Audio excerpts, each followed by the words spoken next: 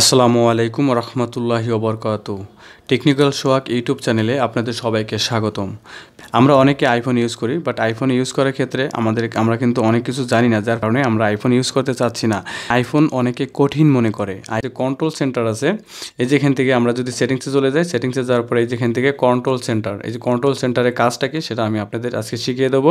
এটা কিন্তু খুবই ইম্পর্ট্যান্ট একটি ভিডিও, যারা আইফোন ইউজ করেন তাদের জন্য। অনেকে কিন্তু এই কন্ট্রোল সেন্টারের কাজটা কি বা কন্ট্রোল সেন্টারের ব্যবহার করতে জানে না, সঠিকভাবে কন্ট্রোল সেন্টারটি ব্যবহার করতে জানে না, যার কারণে কিন্তু আইফোন ইউজ করতে অনেকে বিরক্তি বোধ করে। মূল ভিডিওতে যাওয়ার আগে আপনাদের ছোট্ট একটি রিকোয়েস্ট, আপনারা যারা আমার এই ভিডিওটি ফেসবুক পেজে দেখছেন, আমার ফেসবুক পেজটি ফলো দেবেন। আর যারা আমার এই ভিডিওটি ইউটিউব চ্যানেলে দেখছেন, ইউটিউব চ্যানেলটি সাবস্ক্রাইব করে সাথেই থাকবেন। আমরা যদি এখান থেকে নিচের থেকে উপরের দিকে সোয়াইপ করি, যে অপশনগুলো আসলো এটাই কিন্তু কন্ট্রোল সেন্টার আইফোনের।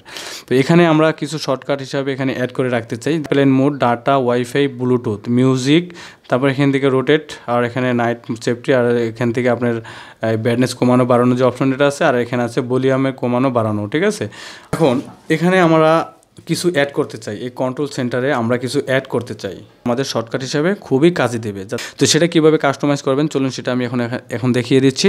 তো এর জন্য এখান থেকে আপনারা চলে যাবেন আইফোন থেকে সেটিংস ওপেন করবেন, তারপরে স্ক্রল করে নিচের দিকে আসবেন। আসার পরে এই যেখানে একটা অপশন দেখতে পারবেন কন্ট্রোল সেন্টার, এই কন্ট্রোল সেন্টার এখানে একটা ক্লিক করে দেবেন।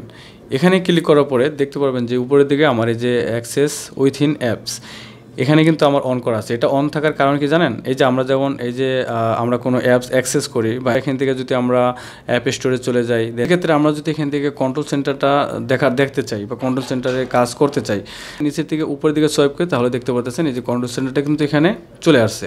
এখন সেটিংসে চলে যাচ্ছি। এখন এখান থেকে যদি আমরা এটা অফ করে দিই, যদি আমরা নিচের থেকে উপরের দিকে সোয়াইপ করি, তাহলে কিন্তু আর এই কন্ট্রোল সেন্টারটা আর উপরে উঠতেছে না, এটা বন্ধ করার কারণে। এখন যদি এটাকে আবার চালু করে দিই, চালু করার পরে এখন যদি নিচের থেকে উপরের দিকে সোয়াইপ করি, দেখুন এই যে এটা কিন্তু কন্ট্রোল সেন্টার চলে আসছে। এখন আমরা কিন্তু এখান থেকে যে কোনো অ্যাক্সেস, যে কোনো কাজ কিন্তু করতে পারবো। ঠিক আছে, এটা তো বুঝতে পারলেন। ওকে, যে কন্ট্রোল সেন্টারটা আছে, এই যে নিচের দিকের থেকে আমাদের এখানে কিন্তু অপশনগুলো অনেক কম আছে। এখানে আমরা অনেকগুলো অপশন অ্যাড করব। এটা কীভাবে করবো চলুন দেখিয়ে দিচ্ছি। তো এর জন্য এখান থেকে সেটিংস থেকেই আপনারা এখান থেকে কন্ট্রোল সেন্টারে চলে যাবেন, তারপর এখান থেকে কাস্টমাইজ কন্ট্রোলস এখানে একটা ক্লিক করে দেবেন। দেন এখানে ক্লিক করার পরে যে দেখতে পারবেন যে এখানে কিন্তু আমার অনেকগুলো কন্ট্রোল সেন্টারের জন্য অনেকগুলো এখানে অপশন আছে। এখন এখান থেকে আপনারা এই সবগুলো আপনারা চাইলে এই কন্ট্রোল সেন্টারে এখানে অ্যাড করতে পারেন। আপনাদের যেগুলো প্রয়োজনীয় লাগে সেগুলো প্রয়োজনীয় লাগে, যেমন ধরুন এখান থেকে আমাদের অ্যালার্ম দেওয়া প্রয়োজন। তো অ্যালার্ম দিতে গেলে তো আমরা এখান থেকে আমরা এখান থেকে সেটিংসে গিয়ে কুলুকে গিয়ে নামটাকে সেট করে দিতে পারি। এই যে অ্যালার্মের এখানে প্লাসের আইকনের উপরে ক্লিক করে দিলে কিন্তু উপরের দিকে এটা অ্যাড হয়ে গেল। হ্যাঁ, অ্যাড হয়ে গেলে এখন যদি আমি কন্ট্রোল সেন্টারটাকে নিচের থেকে উপরে সোয়াইপ করি, যে দেখুন এটা কিন্তু আমার নিচের দিকে অ্যালার্মের অপশনটা কিন্তু এখানে চলে আসছে। তো এইভাবে করে আমরা এখানে অ্যাড করব। দেখি আর কি অ্যাড করা যায়। তার জন্য যেখান থেকে আমাদের ক্যালকুলেটরও অনেক সময় প্রয়োজনে লাগে, এই জন্য ক্যালকুলেটরটা এখানে অ্যাড করলাম। তারপরে ক্যামেরা শর্টকাট হিসাবে ক্যামেরাটাও আমি এখান থেকে করে দিলাম। তারপর ফ্ল্যাশ লাইট তো অবশ্যই লাগে, রাতের অন্ধকারে যদি বের হই কোথাও যাই, তাহলে তো আমাদের ফ্ল্যাশ লাইটটা লাগে। তো ফ্ল্যাশ লাইটের সেটিংসের ভিতরে খুঁজে কিন্তু অনেক সময় পাওয়া যায় না, কোথায় আছে এটা কিন্তু আমরা অনেকে জানি না।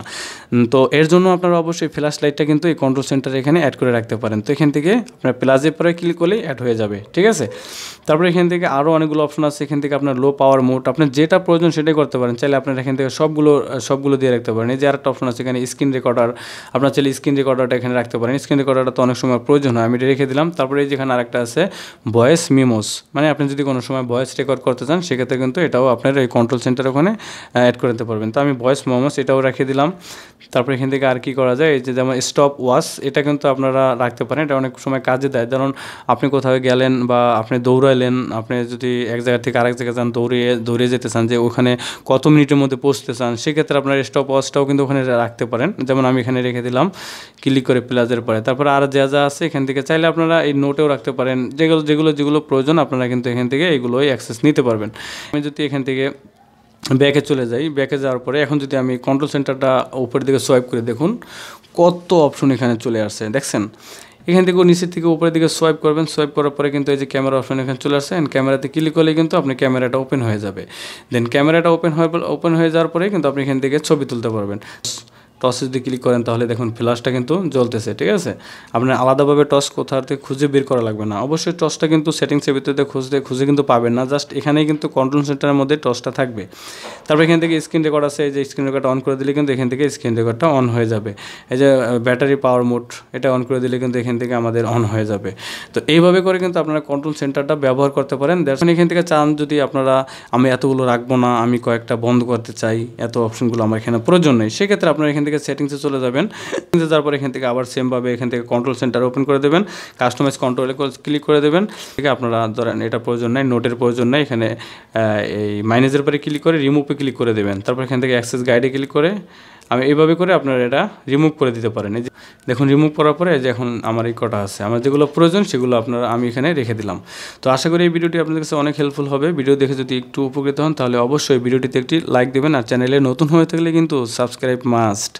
তো আজকের মতো আমি শোহাগ বিদায় নিচ্ছি, দেখা হচ্ছে পরবর্তী ভিডিওতে। সে পর্যন্ত ভালো থাকবেন, সুস্থ থাকবেন, আল্লাহ হাফেজ, আসসালামু আলাইকুম রহমতুল্লাহি ওয়া বারাকাতুহু।